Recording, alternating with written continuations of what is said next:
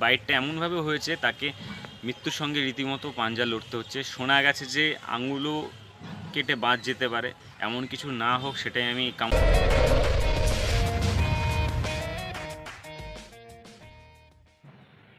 Hello everyone, welcome back to Reptopedia. আর আমি Reptopedia থেকে জয়দেব মজুমদার। আবার একটা ভিডিও, রেপ্টোপিডিয়ার একটা ভিডিও নিয়ে দেখা গেলো। তো আজকে রেস্কিউ ভিডিও নয় বা অন্য ইনফরমেটিভ ভিডিও নয়, কিন্তু খুব একটা খারাপ খবর আছে, একটা খুব ব্যাড নিউজ রয়েছে। যে আমাদের যে স্নেক সেভার ব্রাদার্স চ্যানেলটা আপনারা অনেকেই ফলো করেন, প্রচুর সাবস্ক্রাইবার রয়েছে সেই চ্যানেলের শাশ্বত ঘোষ দুদিন আগেই কিন্তু যেদিন হয়েছে রাত্রে, তার পরের দিন সকালেই জানি। কারণ আমার যে সদর হসপিটাল আছে, কৃষ্ণনগর যে সদর হসপিটাল, তার কাছে কিন্তু শক্তিনগর হাসপাতাল রয়েছে। সেই শক্তিনগর হাসপাতালেই কিন্তু সে ভর্তি ছিল, তাকে রেফার করা হয়েছে।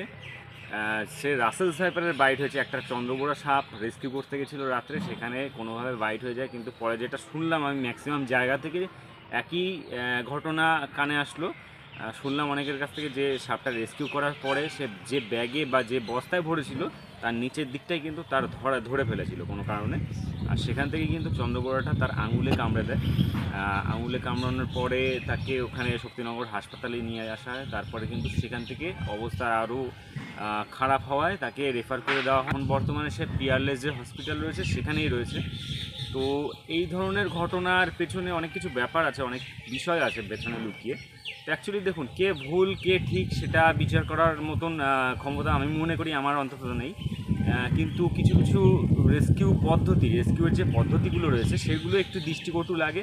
আর সেই সব পদ্ধতি কিন্তু একজন মানুষের প্রাণের ক্ষেত্রে, জীবনের ক্ষেত্রে অনেক কিন্তু ঝুঁকি।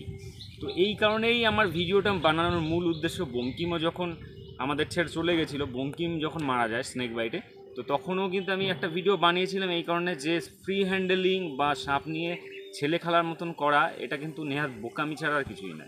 কারণ আমিও একটা টাইমে ফ্রি হ্যান্ডেলিং অনেক আগে করে এসেছি, অনেক আগে। সেগুলো ছবিগুলো আপনারা যদি দেখতে চান আমি দেখাতে পারি, কিন্তু আমি সোশ্যাল মিডিয়ায় সেগুলো দিই না। রাসেল সাইপার নিয়েও ফ্রি হ্যান্ডেলিং আমার রয়েছে, কিন্তু সেগুলো এমন পরিস্থিতিতে করা, আমার আশেপাশে কেউ ছিল না সেরকম পরিস্থিতিতে করা, সেগুলো আমি সোশ্যাল মিডিয়া কখনো দিইনি। তো সেই ফ্রি হ্যান্ডেলিং কিন্তু এখন টোটালি আমার 7 বছর হয়ে গেছে, আমি পুরো বন্ধ করে দিয়েছি। কারণ যে কোনো সময় যে কোনোভাবে কিন্তু বিপদ চলে আসতে পারে। কোনভাবে বিপদ আসবে দেখুন, সাপটা যখন ব্যাগে ভরা হয়ে গেছে তারপরে কিন্তু তাকে হাতে কামড়ালো, তো যখন বাইরে ছিল তখন তো কামড়াতে পারতো। আর রাসেল সাইপারের ক্ষেত্রে আমি একটা জিনিস খুব লক্ষ্য করেছি, আর আমার অভিজ্ঞতা হয়েছে এই কারণে, আমার এখানে বলা যায় রাসেল সাইপারের খনি এরকম এরিয়া, সব জায়গাতে রাসেল সাইপার। মানে যদি 10টা সাপ রেস্কিউ হয় তার মধ্যে 6টা রাসেল সাইপার রেস্কিউ করা হয়। আর অনেকেই রাসেল সাইপার রেস্কিউর ক্ষেত্রে কিন্তু টং ইউজ করেন, আবার অনেকেই হুকটা একটু কম ইউজ করেন, কারণ হুকে বিপজ্জনক থাকে। কিন্তু আমি এত শান্তভাবে, অনেকেই দেখে থাকবেন, রেস্কিউ করি যে সাপ অ্যাটাক করার বা ডিফেন্স করার কিন্তু সময় পায় না। আবার কিছু কিছু সময় তো আমি হাতেই লাগাই না, সাপকে ধরিই না।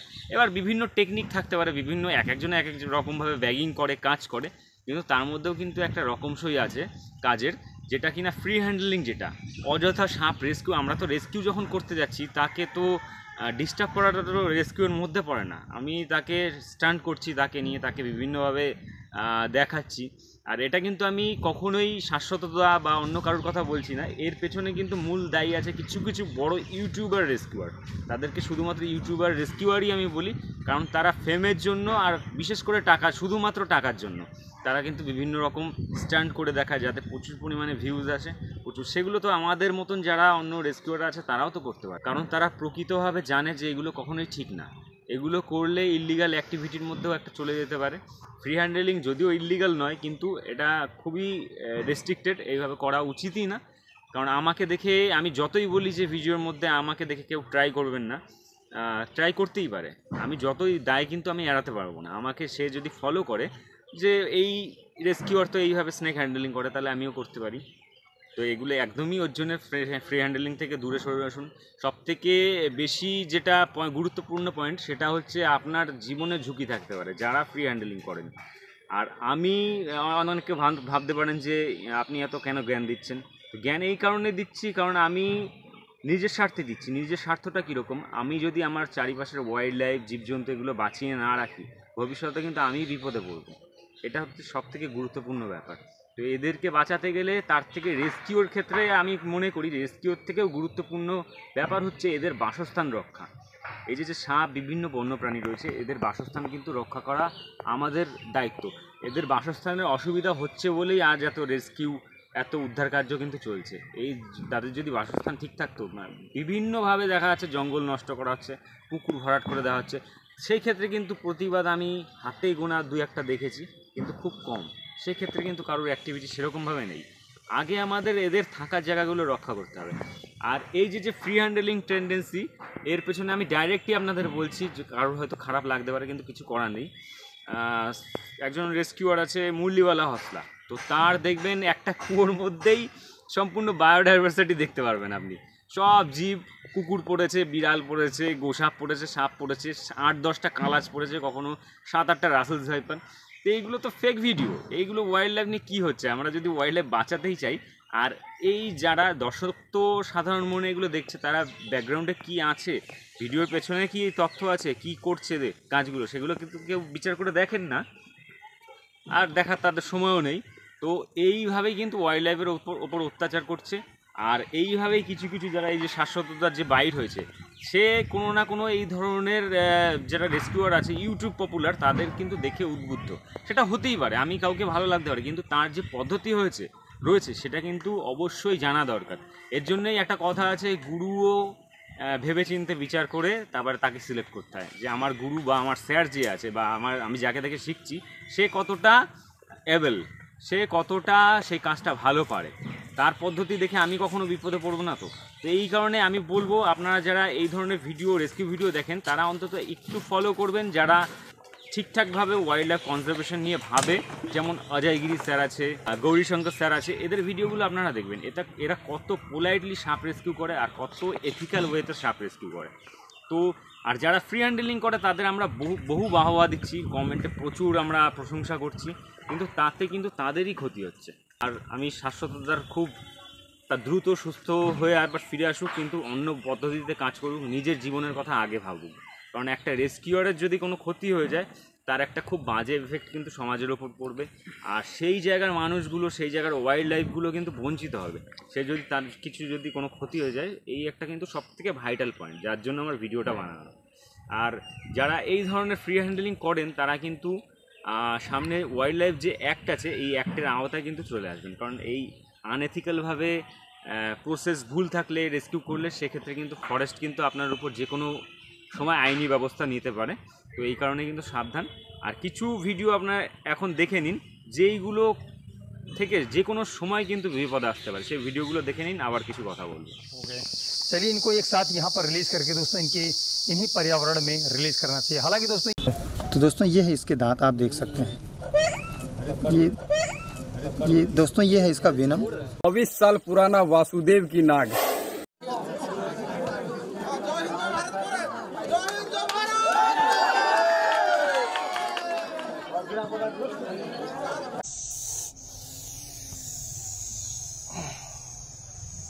ये है दुनिया का सबसे जहरीला और मौत, इसका नाम है साक्षात। তো দেখলেন ভিডিওগুলো। সাপ ধরতে পারলেই যে আমি সাপের ব্যাপারে সব জানি, আর কারোর পক্ষে সম্ভব না, আমার পক্ষে তো নাই, বা অন্য যারা আছে কারোর পক্ষে কিন্তু সম্ভব না সব ইনফরমেশান কালেক্ট করা। কিন্তু মিনিমাম কিছু ইনফরমেশান কিন্তু আমাদের তথ্য কিন্তু জেনে রাখা দরকার সাপ রেস্কিউর আগে। প্রথমত 1 নাম্বার, সাপের আইডেন্টিফিকেশান, সাপ চেনা ভালোভাবে, তার স্বভাব গতিবিধি কীরকম আছে। এই যে রাসেলস ভাইপার যে বাইট আগেও হয়েছিল, কিন্তু তার আগে একবার চন্দ্রবড়ার কামড়ে হাসপাতালে ভর্তি হয়েছিলেন, সম্ভবত সেটা ড্রাই বাইট ছিল। ড্রাই বাইট হয়ে থাকে, কিন্তু রাসেলস ভাইপারের ক্ষেত্রে ড্রাই বাইট খুব কম হয়, খুবই কম। সেটা তার ভাগ্য অনেক ভালো ছিল। কিন্তু এই সেকেন্ড টাইম কিন্তু তাকে এমনভাবে, বাইটটা এমনভাবে হয়েছে, তাকে মৃত্যুর সঙ্গে রীতিমতো পাঞ্জা লড়তে হচ্ছে। শোনা গেছে যে আঙুলও কেটে বাদ যেতে পারে, এমন কিছু না হোক সেটাই আমি কামনা করি। যদি এটা হয়ে থাকে খুবই খারাপ ব্যাপার। হাত এখনও ফুলে আছে, ডায়ালাইসিস চলছে। তো এই ব্যাপারগুলোর থেকে মানে একটু সন্দেহজনক জায়গায় তার পরিস্থিতি চলে গেছে। তো আমার যতদূর ধারণা, আমার ক্ষেত্রেও অনেক সময় দেখেছি ব্যাগে রাসেলস ভাইপার ভরার পরেও ভেতর থেকে বাইট করছে। আর এদের সম্ভবত কোনো একটা হিট সেন্সিংয়ের, সাপের তো আছেই, এদের হয়তো বেশি হিট সেন্সিং, মানে উষ্ণতার তারতম্য এরা কিন্তু বুঝতে পারে, ভেতর থেকে কিন্তু কামড়ে দিচ্ছে। এই ব্যাপারগুলো বিভিন্ন সময় দেখেছি। তো তো এই কারণেই ব্যাগে রাসেল জাইপার ভরার পর সেই ব্যাগকে টাচ করাও ভুল, টাচ করা যাবে না। এমনভাবে তাকে হ্যান্ডলিং করতে হবে, হুক দিয়ে বাঁধিয়ে নেওয়া যেতে পারে, নিয়ে অন্য জায়গায় রাখা, আর মানুষের থেকে একটু দূরেই রাখতে হবে।